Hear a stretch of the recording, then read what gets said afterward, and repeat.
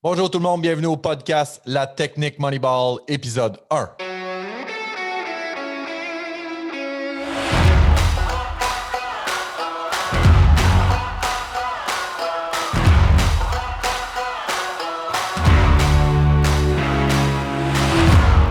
Hey! Salut tout le monde, Marco Bérubé de l'agence Mobux. Super content de vous présenter le premier épisode de podcast La Technique Moneyball. Je suis un petit peu nerveux, un petit peu excité. Première fois qu'on présente notre concept. Émission super simple. On a 60 minutes. On est quatre personnes qui sont là pour bâtir une stratégie basée sur la philosophie Moneyball à une entreprise qu'on a choisie. Le concept Moneyball, c'est quoi? Super simple. C'est une technique qui est inspirée de Billy Beane des Aces d'Oakland qui devaient rivaliser avec des équipes de baseball majeures qui avaient des dizaines de millions de dollars de plus que lui. Donc, il a été obligé de repenser ses stratégies pour être capable de compétitionner. Donc, la technique Moneyball des médias sociaux, c'est quoi? C'est on repense et on construit une stratégie numérique en priorisant des petites actions, des micro-victoires et en utilisant une gestion mesurée des ressources. Concrètement, ce que ça veut dire, c'est on arrête de viser le coup de circuit, on veut faire des petites actions concertées qui, ensemble, nous permettront d'atteindre nos objectifs. Sans plus tarder, je vous présente mes invités aujourd'hui. On commence avec notre invité, Joanie Bouffard de Deneb Communication. Salut Joanie, comment ça va? Allô, ça va super bien, merci. On a ensuite mes deux fidèles acolytes, Martin Caron, directeur de pub chez Agence Mobux. Salut mon Marc! Salut, comment ça va? Super bien. Yeah. Et le dernier et non le moindre, Alex de Mercenoir, right? And bright. Hey, salut Marco, ça va bien? Je suis content d'être là avec toi. Ben, très content d'être avec vous pour la première du podcast. Donc, commençons sans plus tarder. On a 60 minutes pour être capable de faire une stratégie à l'entreprise qui a été sélectionnée. Aujourd'hui, l'entreprise qui a été sélectionnée, c'est le quartier général du Vieux-Belleuil. C'est un restaurant qui est tout près du bureau, qui est à 2 coins de rue du bureau. Il fait des cafés, sandwichs, tarte au sucre absolument incroyables. Et ils sont situés dans le Vieux-Belleuil. Ils ont choisi le nom en fonction de... C'est bon, ça la suite dans les idées. Et deux associés principaux dans cette entreprise-là. Donc, il y a Nicolas Garcia et sa femme Isabelle Guerrera-Garcia. Ils ont moins de 10 employés. Ils ont un budget publicité de moins de 5 000 $, ce qui est la réalité de beaucoup d'entrepreneurs. La première question que j'aurais à poser, c'est Marthe, on est-tu capable de faire quelque chose en bas de 5 000 $? Oui, tout à fait. Aucun problème. Puis c'est souvent en coaching ce qu'on se fait poser comme question. J'ai juste X budget en placement publicitaire. Est-ce que c'est assez? On va réussir à faire quelque chose. Puis notre objectif avec la technique Moneyball, c'est que ce 5 000-là rapporte pour qu'on puisse par la suite réinvestir des profits en nouvelles publicités. Donc, aucun problème avec ce budget-là. Bon, ben merci. Merci tout le monde. On s'en va la semaine prochaine. Non, c'est pas vrai. Et pour terminer, les enjeux de Nicolas et Isabella étaient les suivants. Donc, ils voulaient créer de la constance sur les médias sociaux, donc les aider à créer du contenu, ce qui est un défi pour eux. Et la deuxième chose, c'est justement ce qu'on vient de dire. Ils ont moins de 5 000 $ de budget de pub. Donc, comment est-ce qu'on peut optimiser leur budget de publicité sur les médias sociaux pour atteindre des résultats? Donc, sans plus tarder, commençons. Première question, premier objectif plutôt, c'est comment créer de la constance sur les médias sociaux. Fait qu'on, on commence déjà avec ça. C'est quoi l'étape 1 d'une entreprise qui veut commencer à créer du contenu sur les médias sociaux? Puis on commence avec Joanie. En fait, c'est vrai que la plupart des entreprises, à chaque fois qu'on a un mandat d'optimisation des médias sociaux puis qu'on parle de contenu dans les médias sociaux, ils nous disent « Je ne sais pas quoi dire, je ne sais pas quoi publier, il me semble que je n'ai rien d'intéressant à dire. Bon, fait que ça, c'est vraiment une problématique qui est commune à tout le monde. Puis, tu sais, quand on parle de la technique Moneyball, on veut vraiment se capitaliser sur nos acquis. Et nos acquis, ben c'est nous, c'est notre identité, c'est sûr. Puis nous, ce qu'on veut parvenir à faire, c'est d'arriver à vraiment identifier c'est quoi les aspects différenciateurs de son entreprise, puis de la mettre en valeur dans notre stratégie de contenu. C'est ça qui va vraiment guider tous nos piliers de contenu, vraiment nos pôles de communication dans notre stratégie de contenu. Et dans le cas du quartier général du Vieux-Belleuil, la première chose qui vient à l'esprit dans les aspects différenciateurs de l'entreprise, c'est son ambiance familiale. lorsque les gens rentrent dans le commerce, le premier commentaire qu'on entend, c'est il y a tout le temps un je ne sais quoi. Et là, nous, notre but, c'est de comprendre c'est quoi qui motive ce je ne sais quoi. Donc, il y a des photos des employés sur les murs. On est vraiment dans un décor qui est pas, qui est pas très, qui est assez rustique, on va dire. Et tout ça, c'est des éléments qui participent à créer cette ambiance familiale pour le quartier du Vieux-Belleuil. Dans Moi, le quartier général du Vieux-Belleuil, oui. je vais faire du pouce là-dessus pour y aller fréquemment. Là. Un des éléments différenciateurs, c'est vraiment, tu dis rustique, mais c'est plus, je vais l'utiliser positivement, c'est dépareiller. Tu arrives là, puis il y a des tables différentes, des chaises différentes, des vieux divans. Tu as le sentiment de rentrer dans une maison de quelqu'un, puis c'est très, très familial et tout ça. Fait que oui, les éléments différenciateurs, on va prendre du temps, puis on va lui en trouver. On en a déjà identifié, puis on va le faire. Mais parallèlement à ça, quand on commence, avant même de dire aux gens, vous voulez aller sur les médias sociaux, vous voulez créer du contenu, la première question que je vais toujours poser aux gens, c'est à qui tu parles? Parce qu'on s'entend que peu importe, le message que tu vas dicter va être très, très, très orienté sur le type de personne à qui tu vas parler, ce qu'on appelle communément les personas. Tout à Donc, fait. rapidement, là, si on y va, est-ce qu'on a déjà une idée là, quand même claire de c'est quoi les personas, c'est quoi la clientèle cible, c'est quoi à qui on parle pour le QG? Ça va déjà nous aider pour ensuite définir les éléments différenciateurs. Je dirais, pour avoir déjà parlé à Nicolas, un des deux propriétaires, il y a quand même des clientèles, je dirais 3 pôles de clientèle pour le quartier général du Vieux-Belleuil. Il y a bien sûr, premièrement, les gens qui gravitent autour du Vieux-Belleuil au quotidien, soit les résidents, soit les travailleurs, parce qu'il y a quand même plusieurs bureaux autour. Donc, ça, c'est un premier pôle, exactement. À l'agence, nous, on est proches. Donc, ça, c'est un premier pôle qui est très différent d'un deuxième pôle qui est, par exemple, la clientèle qui va venir prendre une marche dans le Vieux-Belleuil. Donc, des gens qui vont peut-être partir d'un peu plus loin. Le Vieux-Belleuil est quand même un lieu touristique, entre guillemets. Donc, des gens qui vont partir de d'autres villes, qui vont venir prendre une marche, puis qui sont de potentiels consommateurs pour Nicolas et Isabella. Puis, troisième pôle, je dirais simplement les passants, les gens qui sont dans le coin momentanément, qui pourraient devenir aussi un persona à qui on pourrait vouloir parler sur les médias sociaux, mais dans une moindre mesure, par exemple. Effectivement, on a les gens qui vont chercher le QG parce qu'ils ont un besoin immédiat, puis on a l'autre gang qui vont venir dans le Vieux-Belleuil et le QG peut devenir un complément à leur expérience d'aller prendre une marche dans le Vieux-Belleuil et tout ça. Fait que c'est ces deux personnes-là, puis ces deux clientèles cibles pourraient être super bons. Mais ça, c'est des personas. Excuse-moi, vas-y, Joanie, tu as l'air à. Oui, en fait, ce que j'aime dans ce que vous dites, c'est que déjà, on n'est pas en train de parler de notre fameux monsieur et madame tout le monde. Je pense qu'il n'y a aucune description de cible qui est aussi floue puis aussi peu utile pour des stratèges, que ce soit des stratèges de com ou des stratèges médias. Pour nous, il faut aller creuser plus loin. Puis là, on vient de le faire, mais avec leur habitude de consommation.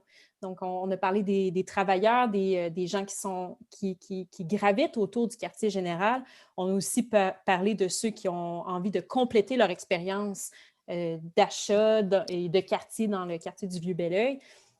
Des passants aussi plus ponctuels qui vont prendre une marche. Bon, mais ça, déjà, ça nous aide à identifier clairement et à pouvoir pointer du doigt de qui qu'on parle. Puis ça, c'est super important quand on définit nos cibles. Vraiment. Puis est-ce qu'il y a un dénominateur commun entre toutes ces personnes-là desquelles on a parlé? Parce que, tu sais, on a parlé beaucoup d'emplacements physiques, c'est-à-dire des gens qui se déplacent pour aller au café, des gens qui sont pas loin. Mais est-ce qu'il y a un dénominateur commun, vous pensez, là, tu sais, puis on est un peu dans une discussion libre, là, mais qui relie un peu, tu sais, tantôt, on parlait un peu de l'aspect familial, on parlait, qu'est-ce qui peut faire en sorte que ces gens-là, c'est quoi le petit point commun qui ont un peu de tout, là, tu sais? Parce que dans le fond, on va s'établir une ligne sur laquelle après ça, on va pouvoir parler, qu'on va pouvoir parler à tout le monde, mais qu'on va pouvoir recibler aussi par la suite. Fait que je me demande si vous n'avez pas un de votre côté. Je pense qu'ils se reconnaissent dans ce qu'on fait. Ils se reconnaissent dans notre personnalité d'entreprise, dans notre offre de service. Puis si on parle d'un niveau plus expérientiel, aussi dans la qualité du service. À mon avis, ce qui rassemble tous ces gens-là, c'est beaucoup de l'intangible. C'est nos valeurs, c'est notre personnalité. Puis puis aussi les produits. Là, je pense qu'il faut que les produits vous plaisent. Là. Ils ont du café, je pense, hein, c'est ça? Oui, café, sandwich, tarte au sucre. Ouais. Fan de café. Ouais, vas-y, Marco. C'est exactement ça. Moi, je pense que l'élément qui est rassembleur de tout ça, c'est le café. T'as les gens qui travaillent autour, qui vont aller chercher un café dans le cadre de leur travail. Tu as les gens qui vont aller prendre une marche, qui vont aller chercher un café dans le cadre de leur activité et tout ça. Fait que je pense que le café peut être un élément qui est très, très rassembleur. Parce que, tu sais, je veux dire, c'est très rare que les gens, tu sais, puis encore une fois, on les connaît, là. C'est très rare que les gens vont au QG et qu'ils ne sortent pas de café. Ils vont toujours avoir un café et quelque chose d'autre. Moi, dans mon cas, un morceau de tarte au sucre. Mais café, oui. Puis dès que tu y vas pour une première fois, la deuxième fois, je pense que ce que tu vas chercher, c'est le côté humain dont on a parlé au début. Donc, Nicolas est le genre de personne à se souvenir de ton prénom si tu es allé une ou deux fois. Donc, on n'achète pas juste le café, on achète le quartier général à chaque fois qu'on y va aussi. Puis là, c'est là qu'on voit à quel point, puis pour ceux qui nous écoutent, comment c'est important d'avoir le persona qui parle aux points distinctifs parce qu'on va parler des points distinctifs reliés au café tantôt, puis c'est notre dénominateur commun pour tous nos personas. Donc, ça va main dans la main et ce sont ces deux choses-là, main dans la main, qui vont nous donner des idées pour créer de la constance sur les médias sociaux. D'être raccord aussi sur les médias sociaux versus être raccord avec ce qui se passe dans ton établissement. Fait qu'il faut que tu aies un peu la même façon de parler puis la même façon d'interagir avec les gens. Tu sais, ça, je pense que c'est aussi la clé pour pas que faut que tu réussisses à transmettre ce que tu transmets quand tu es dans ton établissement, dans ce cas-là, dans le QG. Il faut que tu réussisses à le transmettre aussi sur tes médias sociaux parce que c'est pour ça que les gens reviennent à chaque fois. Fait que c'est... Donc, on a identifié ce qui était l'aspect familial. Donc, c'est convivial, c'est le fun, c'est familial. Donc, ça donne le goût de revenir parce qu'il y a une proximité et tout ça. La deuxième chose qu'on vient juste de parler, peut-être qu'on pourrait extrapoler un peu là-dessus là, parce que c'est le café. OK, mais c'est bien beau le café, mais je peux aller chercher du café un peu partout. Pourquoi j'irais chercher du café au QG? Ce qui est important de comprendre aussi pour les auditeurs, chaque entreprise qui soumet sa candidature au podcast doit compléter un formulaire. Donc, il y a des informations qu'ils nous ont données. C'est un formulaire d'une page, c'est relativement simple et tout ça. Donc, ils nous donnent des pistes d'informations, puis nous, on part de là pour être capable de bâtir la stratégie. Et il y avait des histoires à raconter à propos du café, là. Mm-hmm. Puis leur café, justement, on a des cafés changeants. Donc, les propriétaires, parfois, vont avoir des cafés comme le café tiramisu, le café chocomante, café sirop citrouille. Il y en avait un autre qui c'était caramel salé.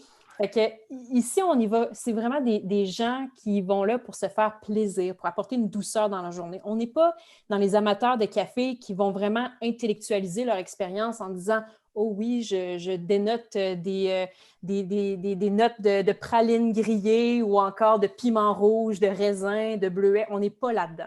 On est vraiment dans une expérience de café qui nous apporte de la douceur. C'est sucré. On est comme dans une expérience qui pourrait se rapprocher de l'expérience de hey, moi, la tarte au sucre de ma grand-mère, exemple. Là, c'est un peu un exercice un peu équivalent. Là, c'est de dire, quand je vais là, j'ai un souvenir qui me revient. On dirait, là, il y a quelque chose qui revient. Tu fais comme, ça, je veux continuer à avoir ce petit morceau de bonheur-là. Puis, on parlait du café tantôt. Le café, c'est toujours bon. Mais quand il est servi avec le sourire, comme là-bas, exemple, tout ça, dans cette expérience-là, là, ça augmente. Ton café va être meilleur avec un sourire tout le temps. Fait que je pense qu'il y a une atmosphère un peu grand-maman, grand-papa là, qui est un peu dans le réconfortant. Oui, c'est ça, réconfortant, exactement. Et donc, ça doit transparaître dans les réseaux sociaux. Ils n'ont pas de Paparman, là, c'est pas ça. Collés ensemble. Donc ça doit transparaître dans leurs réseaux sociaux. Ils ne doivent pas hésiter, comme tu disais tantôt, Alex, à ce que cette ambiance-là soit reproduite sur leur publication. Donc, ils ne pourraient pas avoir une ambiance ultra moderne, là, avec du gros HDR dans leurs photos, puis ça ne marcherait pas. C'est pas réconfortant, ça. Il ne faut pas que ça soit froid, il faut que ça soit chaleureux. Je vais surfer là-dessus parce qu'à un moment donné, Nicolas m'avait montré une story que sa femme avait faite en cuisine, puis il disait j'ai l'impression que ça ne fait pas assez fini, pas assez professionnel. Puis j'étais comme, non, c'est exactement ça qu'on veut, être en train de préparer un potage à la betterave, je m'en souviens. Puis c'était... oui, il y avait des éclaboussures sur le côté du chaudron, mais c'était parfait, c'est maison, c'est familial, authentique. Il faut que ça transparaisse dans les réseaux sociaux. Je trouve ça super intéressant, Marc, parce que une des tendances qui devient de plus en plus populaire sur les médias sociaux, puis les gens ont tendance à le banaliser, c'est que tout ce qui est dit natif, les photos, les vidéos qui sont faites directement avec notre téléphone, qui sont sans montage, qui sont très, très sur le vif, sont très bien positionnés par rapport à l'algorithme.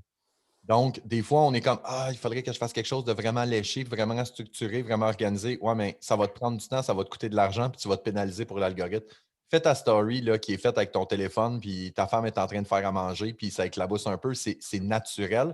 Et ça va encore plus avec la ligne directrice du QG, qui est l'esprit familial, qui est sans prétention, qui est, tu sais, ça ne veut pas dire de tout botcher non plus, là. C'est juste donner un petit... Ah ouais, c'est correct quand c'est croche. Non, il y a une limite, là, quand même. Croche est flou. donc, on a, dans les points distinctifs, on a l'esprit familial qu'il faut mettre de l'avant. On a la sélection des cafés parce que ce qu'on racontait, ce qu'on a vu, c'est qu'ils choisissent eux-mêmes leur café pour les différents cafés, donc pour le cappuccino, pour l'expresso et tout ça. L'autre chose, moi, je veux dire, je suis un entrepreneur en soi. L'histoire derrière l'entrepreneur est toujours quelque chose que je trouve super intéressant. Là, de dire comment un couple en est arrivé à avoir un QG. Puis, tu sais, Nicolas Garcia, il est français. Fait que, tu sais, d'avoir l'histoire derrière tout ça, ça peut être super le fun parce que les gens, ils viennent à tous les jours, ils le rencontrent, ils le voient, de dire oui, OK, c'est le proprio du QG, mais c'est quoi l'histoire derrière Nico? Ça peut être le fun, ça peut être une belle histoire. Tu parles de l'histoire, mais vas-y.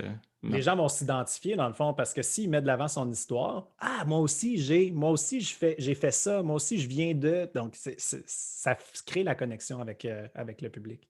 Vous savez, j'aime beaucoup le avant, pendant, après. Puis, tu parles de l'histoire, mais je pense que c'est important aussi, dans son cas, de se mettre de l'avant aussi, sans virer fou. Là, mais les gens vont là-bas, ils croisent Isabelle, puis j'ai un blanc, c'est niaiseux, Nicolas. Voyons, excuse-moi, Nick, désolé. Puis, ils les voient, fait que c'est un peu le même principe sur les médias sociaux. On veut les voir, on veut avoir de leurs nouvelles, on se demande comment est-ce qu'ils vont. Ça reste par parcimonie, mais c'est quand même le fun, puis c'est quand même intéressant de voir ce qui se passe. Autant l'histoire que le présent, c'est le fun aussi. Là, puis j'irais même plus loin. Là. C'est valide aussi pour les employés. On parle des deux propriétaires, mais les employés aussi, c'est le fun pour les clients de pouvoir connaître un peu plus c'est qui leur sert leur café le matin. Puis ça provoque des discussions aussi. Fait que ça aussi à ne pas oublier. Je pense que c'est un point distinctif chez eux. Quand tu entres, il y a des photos des employés qui sont là. Parce que là, on veut mettre de l'avant l'humain, puis Nicolas ne veut pas être le seul à être mis de l'avant. Il promouvoit beaucoup son équipe. Puis là, on a une photo de chacun des employés qui sont là. Fait que ça ajoute un style, ça ajoute aussi le côté maison de grand-maman là, qui met les photos de tous ses enfants et petits-enfants. Mais il y a ça, il y a ce lien-là. Fait que c'est un point distinctif pour Nicolas à mettre de l'avant dans son contenu. Plus je regarde ça aller, plus la recommandation va être un petit pot de peppermint en rentrant. À l'entrée. À l'entrée. Mais là, moi, je suis obsédée avec l'idée d'un lait infusé au peppermint puis de faire un latte avec ça.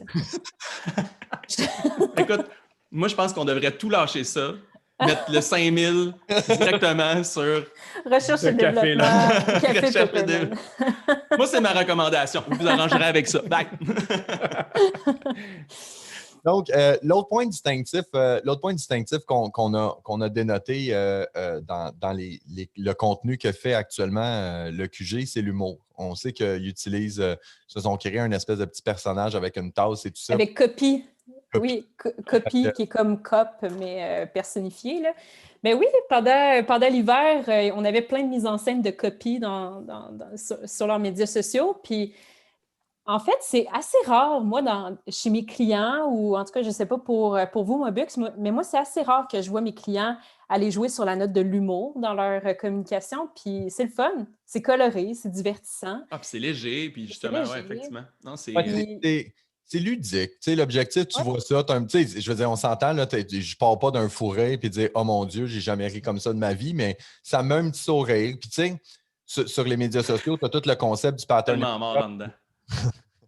Tu as le concept du pattern interrupt où est-ce que tu veux que la personne, elle arrête de défiler pour capter son attention. Puis tu sais, une petite tasse avec un petit bonhomme sourire et tout ça, inévitablement, ça arrête ton œil. Puis tu es comme, qu'est-ce que c'est que ça? Puis ça permet de créer un contact. Et encore une fois, ça revient encore à leur point distinctif, qu'ils ne se prennent pas au sérieux, sont très familiales, sont très conviviales, puis sont comme, nous, on a le goût de s'amuser avec une petite tasse à café, on va s'amuser sans prétention, puis c'est le fun. Ben, Et juste ça dans la fit avec la création de contenu. persona. Oui, absolument. C'est important toujours de le garder en tête. Si ça ne s'adresse pas au persona, si l'humour n'a pas sa place, c'est pas obligé d'être un des piliers de contenu ou une des distinctions de votre entreprise aux personnes qui écoutent. Dans ce cas-ci, ça se prête bien et ça se prête bien à la personnalité de l'entrepreneur aussi. Ah, définitivement que, tu sais, dans un café dans le quartier des affaires de Montréal, une petite tasse avec un sourire de même dans un banc de neige, je ne suis pas sûr que ça a le même impact à des... Pattern interrupt. Je suis pas sûr que... Testons-le. Si ça marche, ça marche. Mais en même temps, d'autres façons d'exploiter l'humour dans les médias sociaux, là, c'est parce qu'à un moment donné, quand ça fait 3 mois qu'on parle de copie, à un moment donné, on s'en remet, là. Mais d'autres façons aussi de pouvoir jouer sur l'humour, ben il y a sur l'humour, excusez-moi, c'est d'utiliser des formats plus interactifs. Par exemple, dans les stories sur Facebook, Instagram, tu as les sondages, tu as des réponses aux questions, tu as des vrais ou faux, s'amuser aussi avec des chercher, trouve dans l'image. Tu sais, il y a plein de façons aussi de pouvoir jouer avec le public. Puis ça, c'est une façon de pouvoir aussi exploiter l'humour dans sa ligne éditoriale. Oui, puis d'aller chercher aussi justement tout ce qui est médias sociaux, parce qu'on l'oublie des fois, mais il y a une interaction, il y a une proximité avec le public, avec les clients sur les médias sociaux qu'il ne faut pas négliger. Puis le fait de poser des questions, le fait de faire des sondages, le fait d'aller chercher l'opinion des gens, parler avec les gens, d'avoir un échange, mais ça, ça demande du travail, c'est sûr, c'est toujours, tu sais, c'est sans arrêt, sauf que ce que ça fait, c'est encore, comme je disais tantôt, ça revient exactement à la même chose que quand tu es au café, sur ça ton client, tu interagis avec, mais là, ça se poursuit encore un peu plus loin, puis l'expérience continue, puis c'est une belle expérience positive. Là, ça me donne une idée, on dirait, pour aider Nicolas à pouvoir plus facilement créer du contenu. Bien, tu parlais d'interaction, les gens tripent sur l'entreprise et il y a probablement des gens qui créent des stories, qui créent des posts, et qui taguent le quartier général du Vieux-Belleuil. Donc, il y a une possibilité là, pour Nicolas de simplement être à l'affût de ce qui se passe par rapport à son établissement puis de reposter ces choses-là. Donc, juste là, il y a sûrement des gens qui prennent des super belles photos de ces cafés mis en contexte, genre sur le bord de l'eau au Vieux-Belleuil avec la vue de la montagne. Puis lui, il a juste à reposter, puis voilà, il y a du contenu qui se crée comme ça dans son mois. Tu parles de repost, là.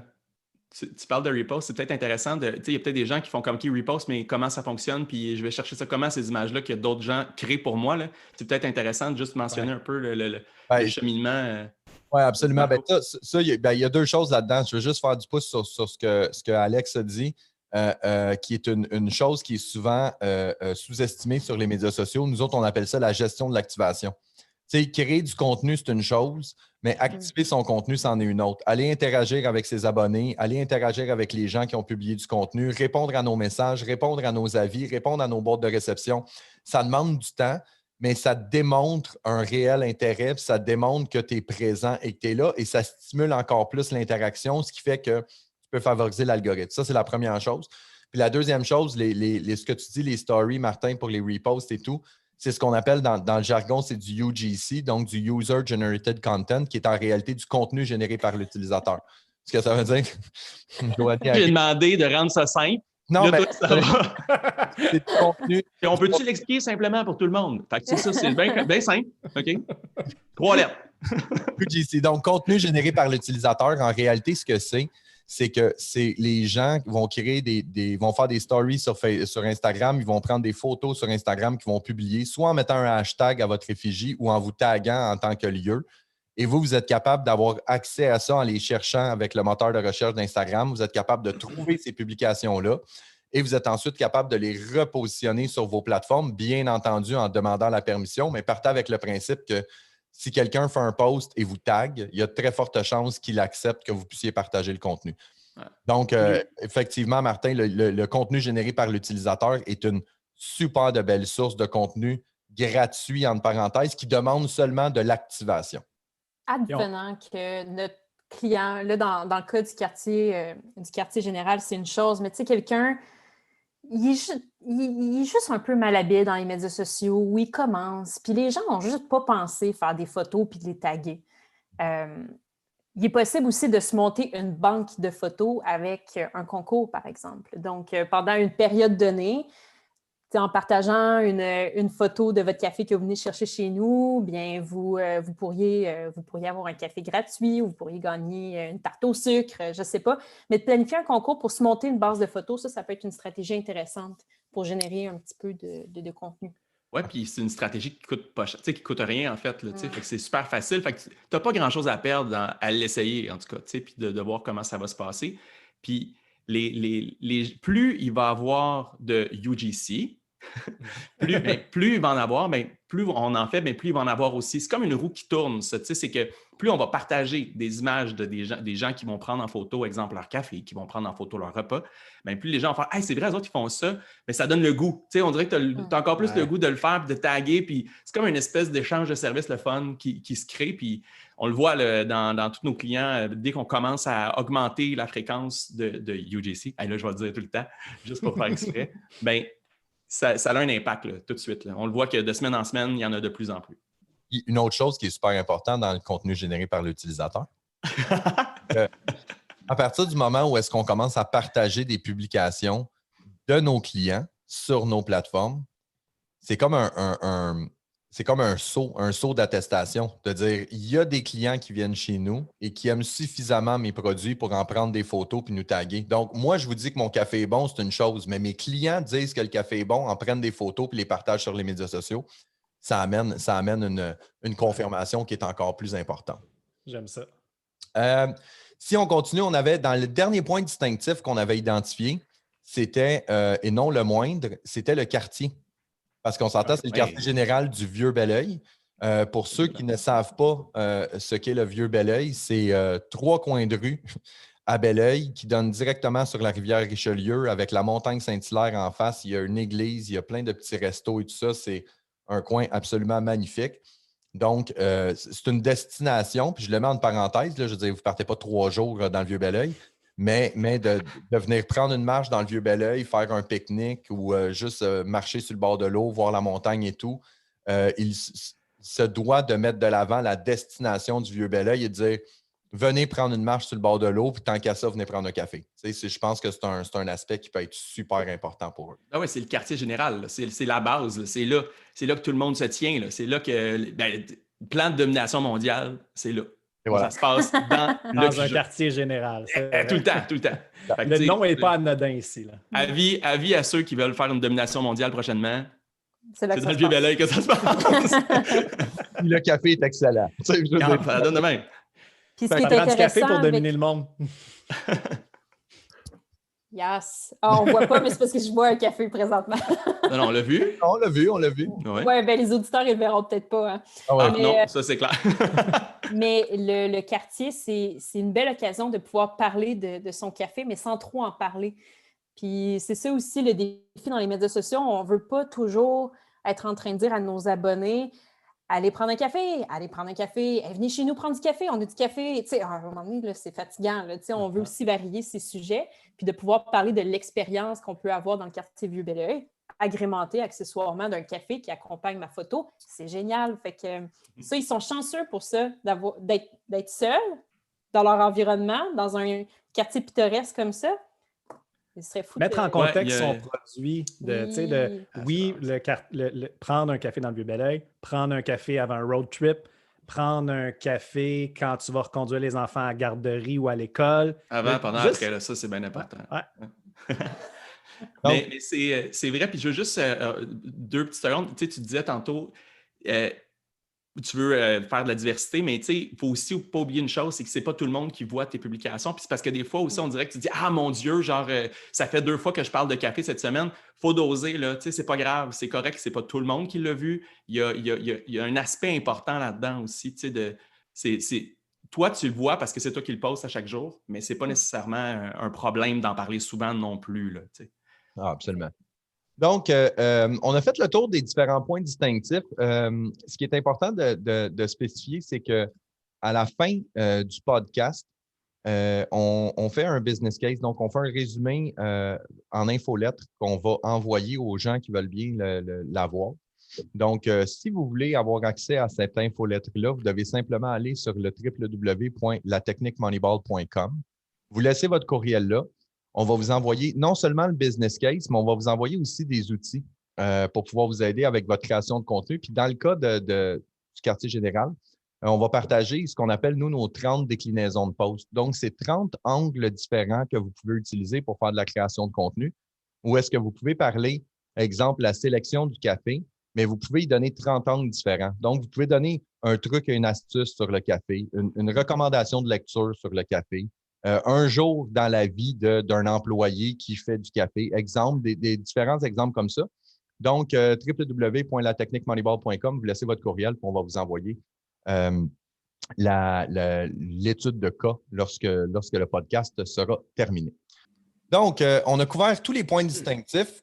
Maintenant, la prochaine recommandation qu'on a pour Nicolas et Isabella, c'est documenter le quotidien. Concrètement, ça veut dire quoi, ça, documenter le quotidien? C'est la recommandation pour Nicolas et Isabella, mais c'est aussi la recommandation pour probablement tout le monde, tous les entrepreneurs qui nous écoutent. Je vous laisse répondre.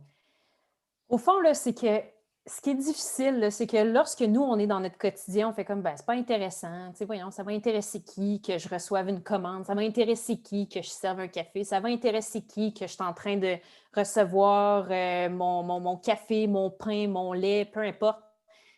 Mais l'affaire, c'est que c'est toutes des expériences auxquelles le public n'est pas confronté au quotidien, donc c'est nouveau pour eux.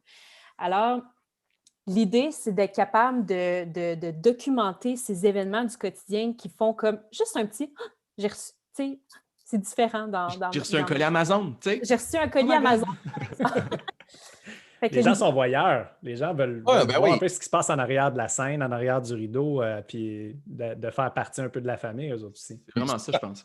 Souvent, ce qui arrive, c'est que les gens, dans le quotidien, tu sais, moi, ce que je dis toujours aux gens qu'on coach et qu'on forme, c'est de dire, quand il arrive des situations dans ta journée, puis que tu les trouves intéressantes ou que tu les trouves cocasses, ou il y a un client qui te pose une question. Exemple, il y a un client qui te pose la question, dit « Hey, ton café, quel café tu prends pour faire ton expresso? » Ben, dis-toi qu'il y a d'autres mondes sur ces médias sociaux qui se posent la même question. Fait que dans le documenter le quotidien, c'est de dire « Hey, j'ai eu cette question-là, je vais me la prendre en note. Et lorsque j'aurai du temps de pouvoir créer du contenu, mais j'aurai déjà cette question-là. » Puis encore une fois, on ramène ça aux micro-victoires, là. Vous ne ferez pas un coup de circuit en expliquant l'expresso, il est fait avec quelle sorte de café. Mais vous allez créer une publication qui va générer de l'interaction qui, dans le long terme, va pouvoir vous permettre de solidifier votre relation avec vos clients.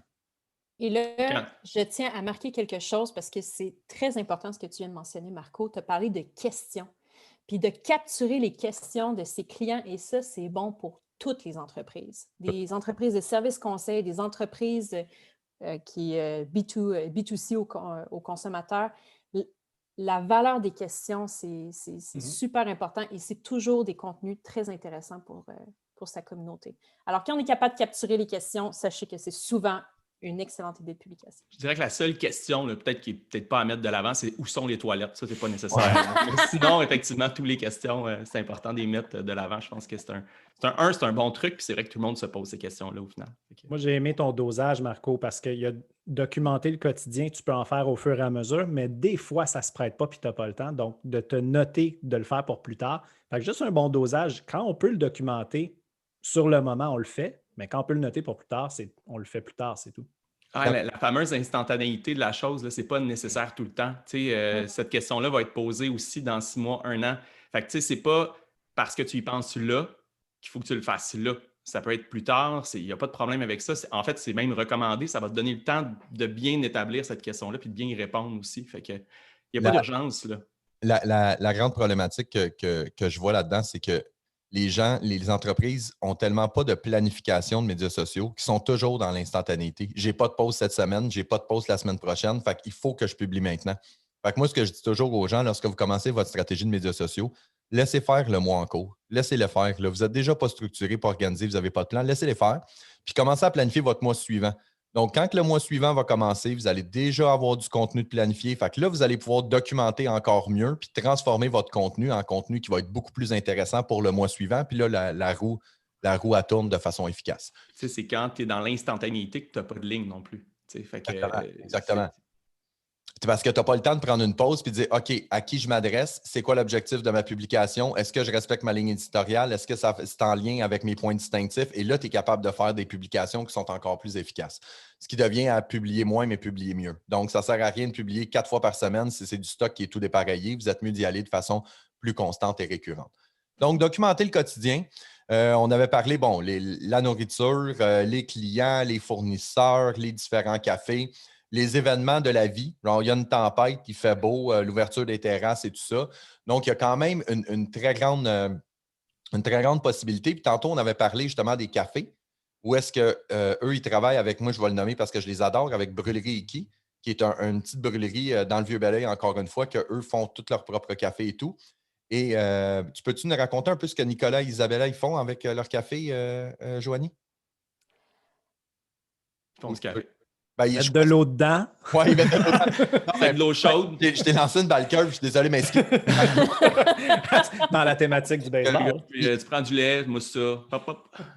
Ils s'assoient avec Brûlerie Iki, puis ils choisissent leur café pour chacun de leurs types. Fait qu'il y a une réflexion, puis il y a une étude qui est faite. Encore une fois, on n'est pas dans les arômes, puis dans tout ça. C'est de dire, hey, lui, on l'aime, il serait bon pour notre expresso. Donc, il pourrait facilement se développer ce qu'on avait dit, un petit questionnaire. Donc, juste un petit questionnaire pour les fournisseurs. Ils répondent à quelques questions. Puis après ça, tu es capable de parler de tes fournisseurs. Mais encore une fois, j'ai documenté, tu as complété le formulaire, mais je peux peut-être l'utiliser dans 1 mois, dans 2 mois, dans 3 mois. C'est ça, parce que le café change à tous les mois et il y a une raison pourquoi on choisit ce café-là. Il y a une raison pourquoi on teste ce café-là. Puis c'est ça qui est intéressant, c'est le pourquoi derrière. Comme dirait Martin, storytelling. Il y a une histoire derrière tout ça. Raconte une histoire. On ne fait pas juste dire ça, c'est mon café. C'est voici le café, voici pourquoi on l'a choisi, voici il vient de où. Une histoire, les gens vont avoir un attachement. Fait que ça, c'était pas mal pour documenter le quotidien. Donc, moi, on résume ça. Je vais inviter les gens à aller sur le site web www.latechniquemoneyball.com. Vous pouvez laisser votre courriel. Et suite au podcast, on va faire une étude de cas où est-ce qu'on va résumer ce qu'on vient de dire là, tous les points forts de tout ça. Et on va également vous partager des outils que vous allez pouvoir utiliser pour vous aider dans votre création de contenu. Et un des outils qu'on vous envoie, c'est 30 déclinaisons de posts. Ce que c'est 30 sujets ou 30 angles différents que vous pouvez utiliser pour être capable de diversifier vos différents points distinctifs pour vos différents piliers de contenu. Parce que ce n'est pas parce que vous avez un pilier de contenu. Exemple, si on prend un employé du QG, je ne suis pas obligé de juste parler de cet employé-là. Je pourrais prendre cet employé-là qui pourrait nous partager un truc ou une astuce. Je pourrais prendre cet employé-là qui pourrait nous présenter son café préféré. Je pourrais prendre cet employé-là pour raconter un peu sa vie en dehors de la job. Donc, il y a plein d'angles. Puis ça, ce que ça vous permet de faire, c'est avec les points distinctifs et avec la déclinaison de contenu, vous allez vous ramasser avec une centaine de possibilités de publications que vous pouvez faire. Donc, www.latechniquemoneyball.com. Vous laissez votre courriel, puis on va vous envoyer l'étude de cas. Hey, ça donne une bonne idée, ça. Tu parlais des employés. Pour générer du contenu plus facilement, les employés du quartier général, ils ont une politique, je pense, pour engager des étudiants. C'est des gens qui sont nés avec le cellulaire dans les mains, donc peut-être que leur laisser la place puis leur laisser créer du contenu avec ce qu'on appelle les takeovers, puis qu'on met en place des fois pour certains clients, de dire, tiens, aujourd'hui, c'est toi qui crée le contenu, tu crées des stories, tu documentes ce qui est en train de se passer au quotidien. Ça met en valeur les employés. Il y en a certains qui peuvent triper là-dessus, puis ça te crée du contenu que tu n'as pas besoin de créer. Définitivement. Excellente idée. Puis encore une fois, comme tu dis, ça augmente l'engagement de tes employés, ils te créent du contenu, puis ça te permet de créer un sentiment de proximité avec ton audience. Donc, effectivement, que le takeover, donc concrètement, ce que ça veut dire, c'est que c'est un employé qui prend possession du compte Instagram, exemple, et qui documente tout ça.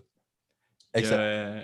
Il y a beaucoup d'entreprises qui ont un problème avec ça, de délaisser un peu puis de laisser aller. Là, puis j'aurais tendance à vouloir écouter Joanie qui nous parlerait un petit peu de pourquoi laisser, exemple, à un employé ou à quelqu'un d'autre le pouvoir de mettre son image sur les médias sociaux. Tu dirais quoi, toi, à un entrepreneur qui... Oui, bien souvent, les entreprises sont frileuses à perdre le contrôle de leur communication, mais en même temps, l'authenticité, c'est une des valeurs fortes et centrales des médias sociaux. Alors, les entreprises gagnent à vraiment laisser aller un peu le contrôle de leur communication. Puis, pour les employés, bien, ça permet aussi c'est super mobilisant pour les employés de sentir que leur personnalité, leur goût, leur préférence, leur point de vue est pris en compte. C'est intéressant d'un point de vue de mobilisation pour les employés, mais aussi ça permet de montrer l'entreprise sous un autre angle, un angle différent. Et je trouve qu'on serait fou de s'en passer. Mais en même temps, c'est important de au moins donner quelques lignes directrices, par exemple, les valeurs qu'on souhaite partager dans nos publications. Si on veut des valeurs de positivisme, de crédibilité ou encore comment je pourrais dire, je dis crédibilité, là, mais c'est de qualité. Bon, ben dans ce cas-là, on va le dire à nos employés, on veut juste rester dans ces paramètres-là. On ne va pas discréditer des clients, on ne va pas montrer, par exemple, des tasses toutes sales. On donne quand même des barèmes, puis après ça, amuse-toi là-dedans. Ils n'en ont pas de toute façon au quartier général des tasses sales. Non, puis tu sais, c'est un peu ça aussi, c'est que tu as engagé des employés en disant que ça allait être des bons employés. Là, à la base, c'est ça l'objectif. Fait que tu sais, si tu es capable de les laisser toutes seules, exemple, derrière un comptoir sans qu'ils soient présents, puis c'est eux autres qui dans le fond, qui représentent ta business, ben quelque part, si tu as peur de leur laisser les médias sociaux, tu devrais avoir peur aussi de les laisser toutes seules dans ton entreprise. Tu devrais commencer à stresser qu'ils rencontrent des clients. Là. Ça devrait être un bug. Puis l'autre chose, ben, on revient encore à la même chose. Moi, je fais toujours un recap fatigant, là, mais dire, si tu as bien fait ton plan, que tu as bien identifié ta cible, puis tes points distinctifs, puis tes valeurs, puis tu l'as bien communiqué à tes employés, ben, normalement, ce qu'ils vont produire sur les médias sociaux va être en accord avec ton plan. Bien, je pense que dans tout ce qu'on dit depuis tantôt par rapport autant à la création de contenu, tout ça, c'est qu'il y a une chose qui revient, c'est la planification. Ça a l'air plus long de faire de la planification, mais au contraire, ça raccourcit tout au final. Puis ça simplifie les choses énormément. Fait que ça vaut la peine de planifier, prendre le temps de s'asseoir et d'écrire ce qu'on veut faire, comment on veut le faire, puis pourquoi on veut le faire. Ben, la dernière chose, c'est je prends la balle au bon. La dernière chose qu'on avait comme recommandation pour créer de la constance sur les médias sociaux, Alex, c'était de planifier un shooting photo, maison ou professionnel, tout dépendant du budget.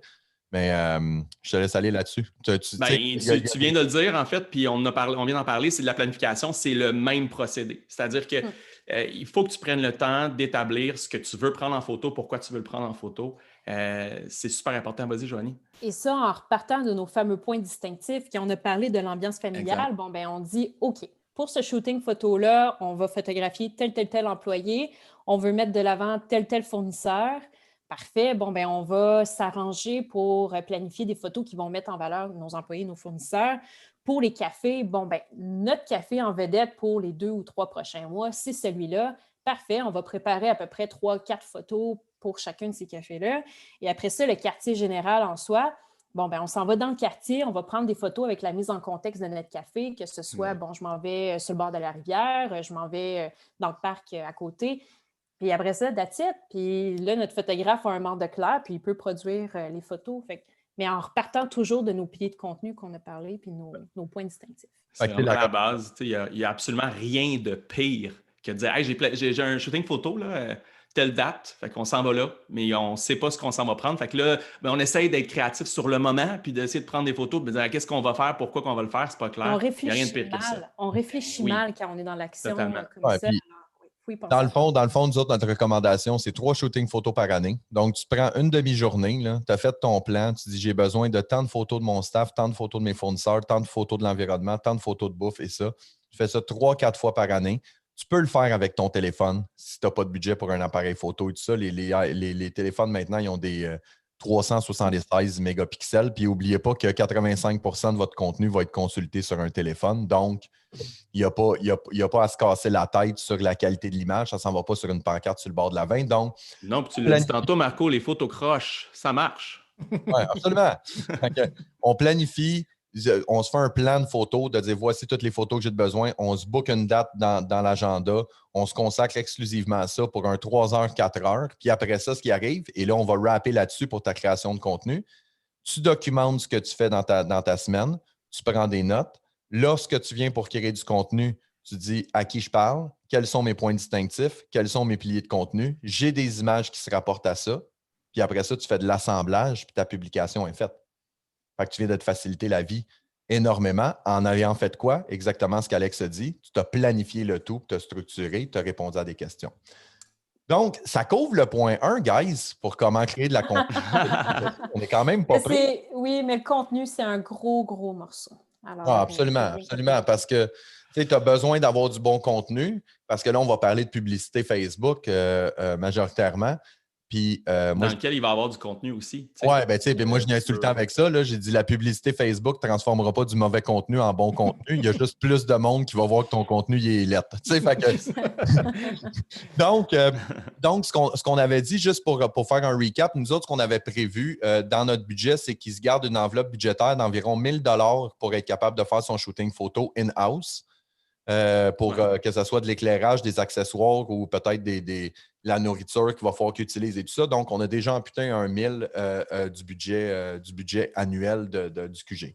Puis là, juste pour revenir peut-être un petit, surfer sur les photos, là, des fois, tu te dis, ouais, mais OK, mais là, 1 000 $ pour les photos. Il y a plein de solutions. Comme on disait tantôt, ça peut être avec le cellulaire 1. Il y a des tutoriels, à la limite, si tu ne sais pas trop comment t'y prendre, qui vont juste te dire, hey, regarde, c'est pas compliqué. En photo, ce que ça te prend, c'est une source de lumière. Puis tu ne te places pas devant la source de lumière, tu te places derrière la source de lumière, puis c'est réglé. Fait que, il y a plein de belles choses qui peuvent se passer, puis de prendre des belles photos, parce que oui, ton cellulaire peut prendre des belles photos. Autre chose, il y a aussi il y a des groupes de photographes qui sont amateurs ou semi-professionnels qui peuvent être super intéressants. Puis tu peux aller chercher quelqu'un qui ne coûtera pas nécessairement cher, mais qui va avoir le goût d'être là, qui va être passionné. Tu peux en sélectionner là-dedans, voir le travail qu'il a fait. Hey, des Instagram, il y en a à la pu finir aussi, des gens que tu trouves, ils prennent vraiment des belles photos. Hey, ça te tenterait-tu de venir prendre des photos chez nous? Je te paierai le café. C'est possible. Si on ne demande pas, on ne le saura pas. Fait que c'est des choses qui sont possibles. Ou du moins comparer des soumissions. Oui, définitivement. Mais parce que là, en échange de café, là. Non, mais je parle pas d'un photographe professionnel. Là. Je parle vraiment de quelqu'un qui a un sens artistique. Quand on est là et on n'a pas un ça ne sera pas les photos de l'année. Là. On n'aura rien d'extraordinaire et qu'on va pouvoir afficher sur des billboards. Mais il y a une possibilité de le faire. Mais je veux dire, c'est sûr que Nike, demain matin, n'engagera pas photographe. La gestion mesurée des ressources. Mais tu sais, je vais revenir à ce que Joanie a dit tantôt à propos des takeovers. La nouvelle génération qui sont nés avec un téléphone dans les mains. Des fois ton meilleur photographe, il travaille en arrière de ton mais c'est pas grave, j'aime ça prendre les crédits des bonnes Des fois, le meilleur photographe que tu peux avoir qui travaille en arrière de ton comptoir les fins de semaine. Tu peux juste le prendre et lui dire « Hey, je voudrais te donner ce projet-là, ça te tente-tu? » Puis elle va être emballée de pouvoir avoir l'opportunité de pouvoir montrer ses compétences. Fait effectivement, de regarder les ressources, on s'est gardé 1 000 parce que des fois, on peut travailler avec une ressource, on peut avoir des trucs à acheter, tout ça. Mais c'est un budget. Puis qu'on ne peut pas payer tout le monde en café. Là. Je vais juste le rementionner parce que sinon, je vais me faire glagracher des roches. C'était pas l'idée. Là, hein? Je veux dire, on ne paye pas les gens en café, mais donc il y a possibilité d'aller chercher quand même. En tarte au sucre, par exemple, on pourrait vouloir. C'est différent.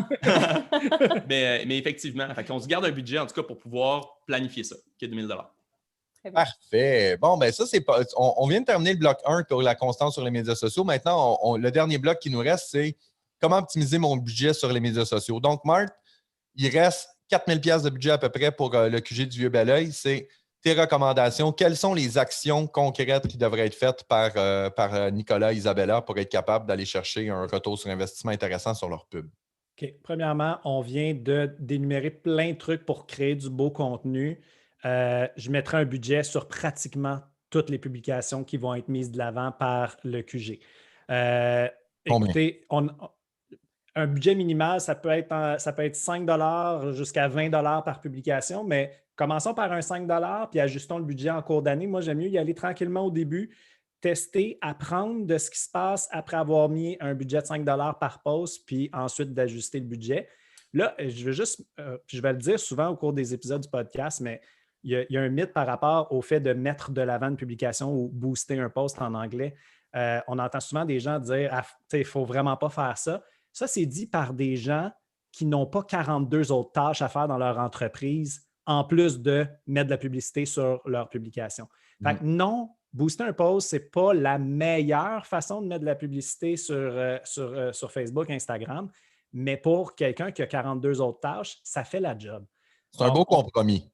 C'est un bon compromis, exactement. Donc, on se crée une audience, on se base sur nos personas, on se crée une ou plusieurs audiences selon le nombre de personas qu'on a et on met de l'avant chacune de nos publications, ou presque. Je dis ou presque parce que Si on souhaite bonne fête des mères, ben, peut-être qu'on ne mettra pas de budget de boost sur un post comme celui-là, mais on tient quand même à souligner la fête des mères, c'est correct. Donc, on se prend un budget. Si, par exemple, on publie 4 fois par mois, puis qu'on dit qu'on met 10 par post, bien, on a un budget de 40 par mois qui est mis de côté pour mettre de l'avant nos publications.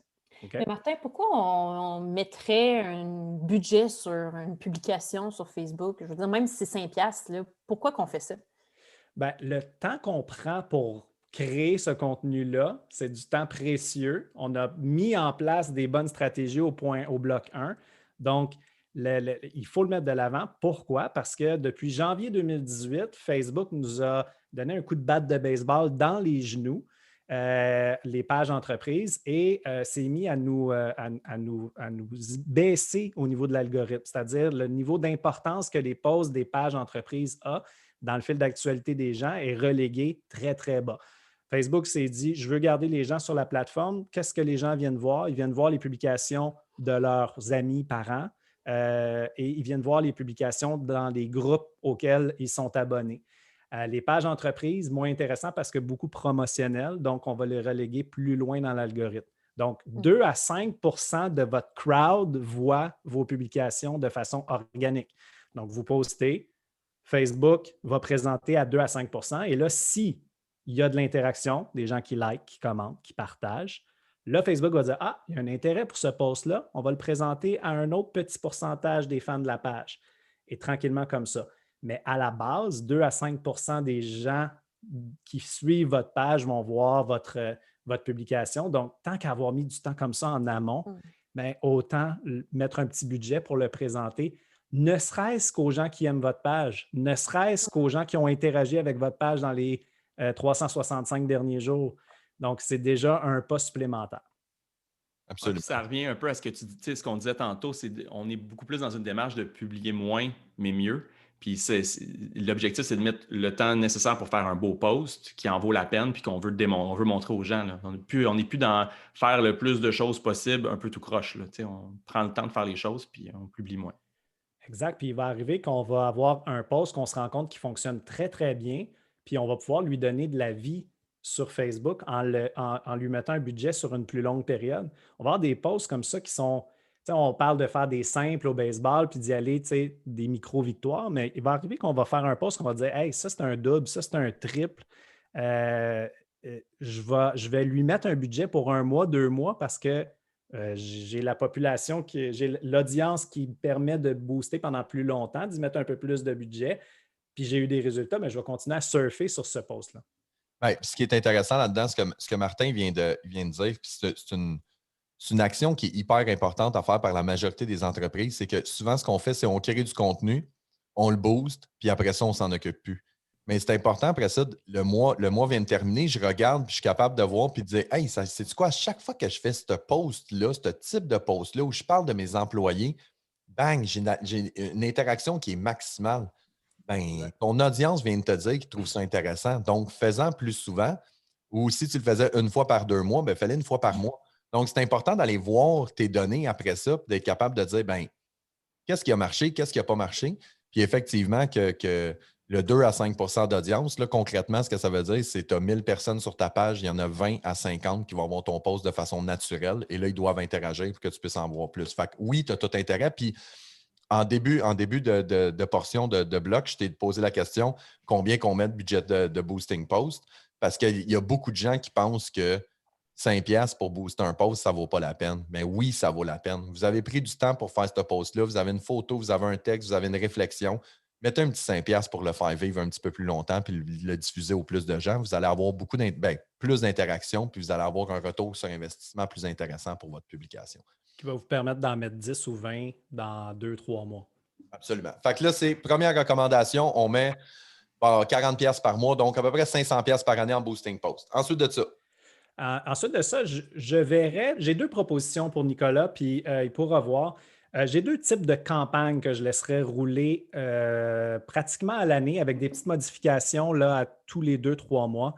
Ma première proposition, c'est d'y aller avec une simple campagne de notoriété-visibilité où on est présent dans le fil d'actualité des gens régulièrement. On rappelle aux gens Puis là, on peut le séparer selon les personas, là. Donc, la clientèle de voyageurs, les gens qui sont plus locaux, les gens qui sont plus des travailleurs dans la région. Bref, on adapte ça comme ça. Puis, on fait juste être présent comme ça auprès d'une audience froide ou auprès d'une audience formée des gens qui ont visité notre site web, qui ont interagi avec notre page, qui se Une sont audience abonnés froide, peux-tu nous Oui, une audience Ouais. froide, ce serait une audience qui n'aurait pas commis d'action encore envers notre marque. Donc, ce n'est pas des gens qui aiment notre page, ce n'est pas des gens qui ont déjà interagi avec nous, ce n'est pas des gens qui ont visité notre site web, ce n'est pas des gens qui ont vu des vidéos.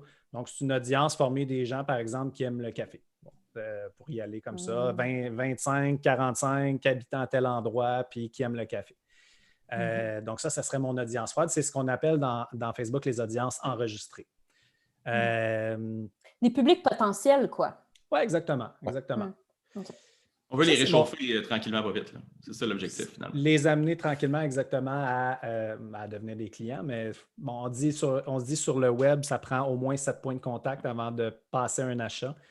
Ben, il faut commencer à les faire, ces points de contact-là. Ça, c'est mon premier style de campagne que je verrais. L'autre style de campagne que je verrais peut-être pour le quartier général, ça serait une campagne de génération de prospects. Okay? Qu'est-ce que c'est ça? C'est je mets dans ma campagne une offre de l'avant, puis pour pouvoir avoir l'offre, tu dois me laisser tes coordonnées. Okay. Tu dois me laisser ton courriel, par exemple. On le voit souvent, ça fonctionne encore très, très bien quand l'offre est bien développée, bien mise de l'avant, qu'elle répond à quelque chose que le persona désire avoir. Est-ce que tu dirais que cette offre doit être irrésistible, Martin? Je dirais ça, oui, je dirais irrésistible. Tu m'enlèves les mots de la bouche. Mais bref, oui, il faut qu'elle soit hyper intéressante. Puis, c'est quoi la friction qu'on a le plus souvent auprès des entrepreneurs pour qui on veut mettre des campagnes de génération de prospects de l'avant comme ça? C'est, ouais, mais là, c'est pas payant pour moi. Ce qu'il faut voir pour cette campagne-là, c'est vraiment une occasion d'attirer la personne dans ton commerce, dans ton entreprise pour avoir un premier achat. Puis même si c'est un loss leader, de prendre cette occasion-là pour lui présenter tes autres services, présenter tes autres produits, faire en sorte que cette personne-là revienne. Je vais vous le mettre très, très concret. On l'a mis de l'avant pour plusieurs industries, mais on l'a mis de l'avant pour un atelier de mécanique automobile. On offrait un changement d'huile avec un bon pourcentage de rabais. On ajoutait à ça une inspection 21 points. Pendant l'inspection 21 points, le mécanicien voyait des trucs à réparer et faisait un bilan. Bon, il y aurait ça a changé. Mais en plus, sur place, ça a changé. En plus, sur place, le mécanicien vendait un carton qui permettait à la personne, ou une carte de membre qui permettait à la personne d'avoir des rabais supplémentaires sur d'autres réparations.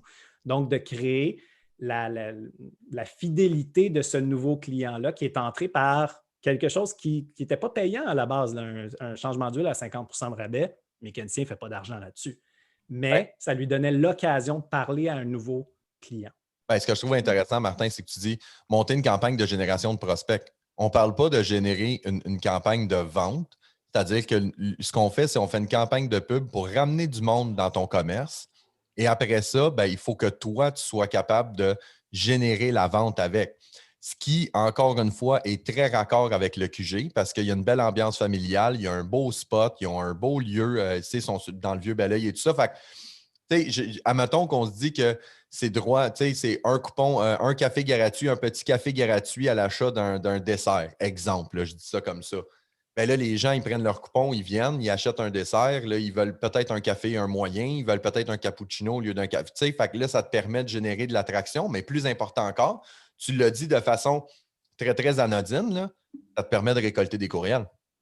Exactement. Ce qui est une valeur qui est super importante pour le client parce qu'après ça, tu peux contacter directement ces gens-là. Puis là, ça ne te coûte plus rien. Exemple, tantôt, Joanie, tu parlais qu'ils ont leur épice citrouille épicée. Bien, citrouille épicée, il sort, ben, d'envoyer un courriel pour dire « Hey, notre café citrouille épicée vient de sortir, venez. » Bien là, tu as peut-être 20, 30, 40, 50 personnes qui vont venir le chercher.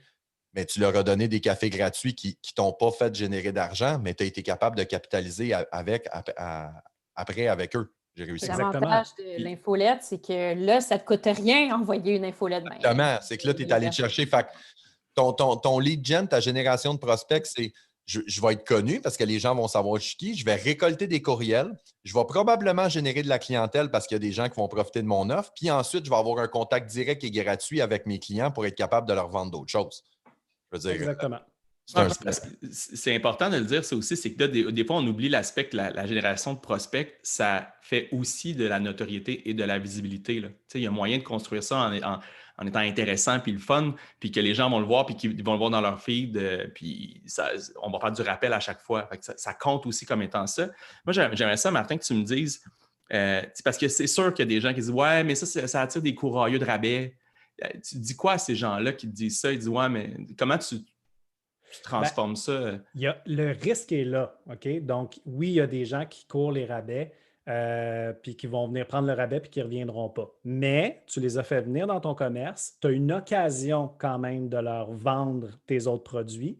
Ça, je pense que ça vaut de l'or. Puis en plus, c'est qu'il y a moyen de créer des offres irrésistibles qui sont à coût nul. C'est-à-dire que tu ne fais pas d'argent, mais tu n'en perds pas non plus. Les gens, souvent, ont peur de dire « Ah, une offre irrésistible, je suis obligé de donner quelque chose de gratuit. » Pas nécessairement. Fais juste structurer une belle offre en énumérant toutes les inclusions de ton offre, puis en disant la valeur de ça, c'est combien ça coûterait ordinairement, puis à combien on vous le fait maintenant si vous laissez vos coordonnées. Oui, ça peut arriver, mais es-tu prêt à prendre le risque d'avoir 2-3 courageux de rabais pour avoir un bon client qui va revenir une fois par semaine pour le restant de ses jours? Moi, je suis prêt à le faire. Après ça, c'est à la personne, à l'entrepreneur de décider s'il est prêt à le faire. Non, mais puis je pense structurer son offre. Je pense que je suis du même avis que toi. Là, c'est justement que tu attires des gens directement. Si on fait de la publicité, là, puis même si on faisait de la publicité, peu importe où, ça prend quand même un certain nombre de temps avant. On parlait de 7 points de contact tantôt, avant que la personne décide de faire un achat. Là, au premier point de contact, je t'amène déjà des gens qui vont venir chez vous, qui vont venir voir de quoi ça a de l'air, puis potentiellement devenir des clients. Mais on vient de se rapprocher, puis on vient de couper bien des intermédiaires, là, bien des. Oui, ben, 6 points de contact. C'est un premier point de contact, tu deviens un client. C'est énorme. Là, énorme. Puis les gens. Une possibilité d'y reparler par la suite. Excusez, on dirait que j'embarquais. Non, il n'y a pas de problème, mais c'est parce que souvent, ce que les gens, c'est si on prend que ça prend 7 points de contact, maintenant, on s'entend, là, la majorité de ces points de contact-là sont payants. Là. C'est de la pub Google, c'est de la pub Facebook, c'est de la pub dans le journal, c'est de la pub dans la radio. Fait que, oui, tu as un coût, tu as un loss leader, comme Martin dit, là, que ta première transaction n'est peut-être pas payante, mais tu viens de t'épargner 6 points de contact qui sont normalement de la pub payante qu'il faut que tu calcules. Fait que, je trouve que la stratégie est excellente pour être capable de générer des clients rapidement. Puis, ce qui est le fun, c'est à court, à moyen puis à long terme. C'est là que ça devient vraiment payant. Mais générer des clients et faire connaître ton entreprise. Je pense que c'est quand même une valeur qu'on oublie souvent, mais qui est bien présente là, dans puis la aussi pour l'argument des courageux de vente, là, je veux dire, là, cette année, c'est différent pour un contexte qu'on connaît tous, mais annuellement, McDonald's, avec sa campagne de café gratuit, l'objectif aussi, c'est que ses clients n'aient pas chez les compétiteurs pendant ce temps-là. Créer une habitude aussi. C'est une habitude. Au niveau du budget, Marco, pour une campagne de génération de leads comme ça, on a des résultats avec des clients qui mettent aussi peu que 5 $ par jour sur ces campagnes-là qui roulent en continu. Il faut changer l'offre de temps en temps dans l'année parce qu'à un moment donné, on va fatiguer notre audience. Mais à partir de 5 $ par jour, on réussit à avoir des bons résultats, donc c'est possible. Et si Nicolas décide d'adopter ce genre de stratégie-là, donc de mettre cette campagne-là qui est comme en amont, si on veut, c'est la campagne qui vient ratisser qui est susceptible d'être intéressé par mon produit, bien à ce moment-là, son contenu qu'il crée mensuellement, dont on a parlé au bloc 1, lui, je l'utiliserai en reciblage. Donc, je créerai une audience formée des gens qui ont ouvert le formulaire, mais qui ne l'ont pas envoyé. Donc, ils ont fait une première action, mais ils n'ont pas envoyé le formulaire. Ils ont hésité. Ils ont besoin d'être convaincus un petit peu plus. Et là, avec un 5 $, je recible. Ah, tu as regardé mon formulaire, mais tu ne l'as pas envoyé. Tiens, voilà un beau café, voilà un beau dessert, voilà l'ambiance. Voilà. Donc, on les recible comme ça. Donc, on n'a pas besoin de mettre beaucoup de budget comme ça en reciblant ces gens-là. Puis, on draine les bonnes personnes en amont avec une offre qui est susceptible d'intéresser mon ou mes personas. Ça, je trouve ça super intéressant. Puis ça, c'est une pratique qui se doit d'être mise de plus en plus de l'avant par les entrepreneurs. Nous autres, on appelle ça le parcours du consommateur. De dire, tu sais, souvent, je fais une campagne de pub pour qu'il y ait plein de monde qui voit mon produit. Ah, après ça, il ne se passe plus rien. Non. J'ai fait un premier contact. Je t'ai vu. Je vais te recibler. je vais te recibler, je vais te recibler. Ça va être bien plus facile d'avoir 3 contacts avec toi parce que tu vas évoluer dans mon échelle de notoriété, si tu veux, pour au final devenir un client que de faire 5 contacts sur 5 inconnus qui ne me connaissent pas. Exact. Fait que là, dans le fond, toi, ce que tu recommandes, c'est j'ai une campagne en continu, visibilité, notoriété à 5 $ par jour pour que je sois vu, je sois connu. J'utilise 500 $ de budget de post par année pour être capable d'utiliser mes posts pour aller chercher de la visibilité, notoriété et pour recibler les gens qui ont vu ma campagne. Et parallèle à ça, j'ai une campagne de lead gen qui est les formulaires qui roulent pour que les gens puissent avoir leur offre irrésistible, que eux aussi, je peux recibler s'ils n'ont pas complété le formulaire. Ben, tu vois, moi, je les avais vus séparer, soit la campagne de visibilité notoriété ou la campagne de génération de prospects, mais effectivement que les deux pourraient être mis en conjonction puis rouler ensemble. Ce que Alex dit souvent, c'est la campagne de génération de prospects, c'est aussi une campagne de visibilité. Hey, j'ai de la misère avec ce mot-là, moi. Visibilité, notoriété. Je veux le dire trop vite. Non, Martin, il est juste habitué de conversion. Visibilité, notoriété, tu vois. Mais on va parler dans une campagne de génération de prospects de nos distinctions, de pourquoi les gens viennent chez nous. On va vanter notre produit là-dedans. Donc, on va être en notoriété quand même. Vous avez vu comment j'ai visité le On va quand même être en visibilité, notoriété dans notre campagne de génération de leads. Donc, à ce moment-là, si on le fait bien, on serait capable d'avoir une seule campagne qui roule en continu. On change l'offre de temps en temps. On peut peut-être mettre 10 $ par jour. Puis, ce qui est le fun, là, on parle de budget par jour, mais moi, je dis toujours c'est comme un dimmer. Hein? Nicolas serait complètement plein loadé tous les midis. Il a de la misère à fournir. Il manque d'employés. Il peut baisser le dimmer. Il peut baisser ça. Il était à 10, il peut baisser ça à 6. Il remonte à 13. C'est vraiment un dimmer. Fait que quand il y a une période plus tranquille, ben, il peut augmenter un petit peu son dimmer puis dire ben, je vais mettre 15 $ par jour pendant quelques jours pour voir qu'est-ce que ça donne, puis je vais le rebaisser. L'important, c'est de ne pas être trop drastique quand on joue avec le dimmer. Je dis la même chose aux enfants. de ne pas faire passer son budget de 5 à 50 $ par jour puis de leur baisser de 50 à 5. Il faut laisser Facebook travailler puis faire ses apprentissages de qui répond à notre campagne. Ce qu'on pourrait appeler la technique Jean-Marc Parent, là, de flasher rapidement les lumières. Il ne faut pas faire ça. Ceci trahit ton âge. Ouais, ben là, regarde, ça, je te dis ça. C'était une émission bien particulière à notre époque. OK, ça couvre pas mal le budget pub. Martin, est-ce que tu avais d'autres recommandations par rapport à ça? On était pas mal là? On est là. Ben, on a pas mal fait le tour, guys, de notre premier podcast. Je vais terminer en faisant un recap des différents points, puis ça va pas mal se terminer là-dessus. Donc, ce qu'on a fait, c'est pour aider sa création de contenu, il doit identifier ses points distinctifs, il doit définir ses piliers de contenu, documente plutôt que créer. On lui recommande de travailler 1 mois à l'avance en création de contenu pour se donner de la latitude pour être capable de créer son stock. Favoriser les takeovers de son compte Instagram par ses employés. Gestion de l'activation et contenu généré par l'utilisateur. C'est interagir avec ta communauté. Va voir ce que ta communauté crée comme contenu pour toi et rediffuse-le sur tes plateformes. Et un shooting photo in-house 3 fois par année, préparé à l'avance avec un plan et tout ça, ce qui va te donner tous les outils pour être capable de créer du contenu de façon efficace.